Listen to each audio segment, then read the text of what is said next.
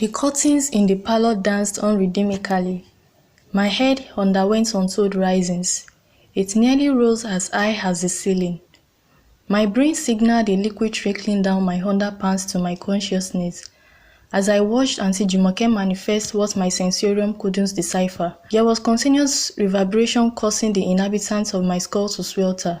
All of a sudden, my perception viewed a Stygian silhouette, dawdling at the back of Father. I tried to open my mouth to scream, but my adrenaline rush failed. The dog-headed grisly figure, embodied with that of a pig, having two human feet, appeared to my mental image.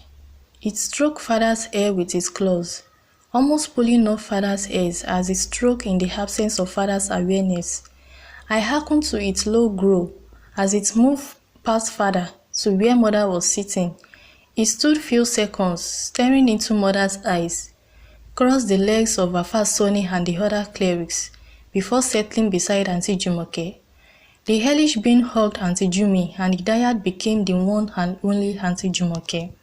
My mind replayed the calls for the gathering in the living room, and my heart melted in the river of fear flowing down my undies. Aduni? Aunty Jumi's voice conveyed my thoughts back to reality. She had experienced discomfort from the stare I had given her. I turned my head to see everyone else in the living room gazing at me. Only Allah knows how long they had been staring at me. Is everything okay?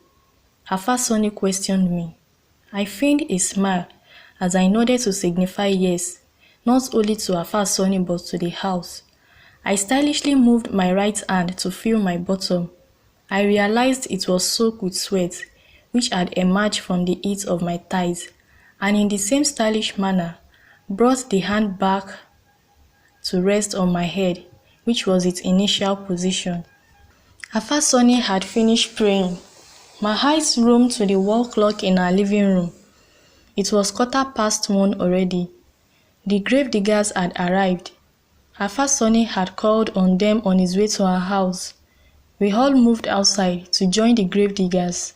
Mother put a call through to her closest friend in our neighborhood, Iyatiti, to break the news of Mama Ologi's death. Wo Ore, it has happened though. My husband's mother is dead, Mother declared. Ha! Besere.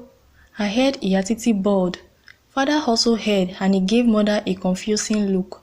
Confused about how his own mother's death became a debt to Iyatiti. Suru, I want my mother's grave to be under the guava tree over there. Father spoke to the leader of the tree-themed gravediggers, named Suru. He is known for his patience for digging graves. Suru and his team started to dig immediately. I watched as my favorite sitting spot turned to Mama Ologi's burial ground. I rambled in my musing. Iyatiti came by, and in my ruminations, I beheld her saying, Adoni's look-alike is gone. Another prayer was said by Afa Sonny, and the dead was buried. Every other person went back to their various houses, except Iyatiti, who discussed with Mother late into the night. A busybody will always be a busybody.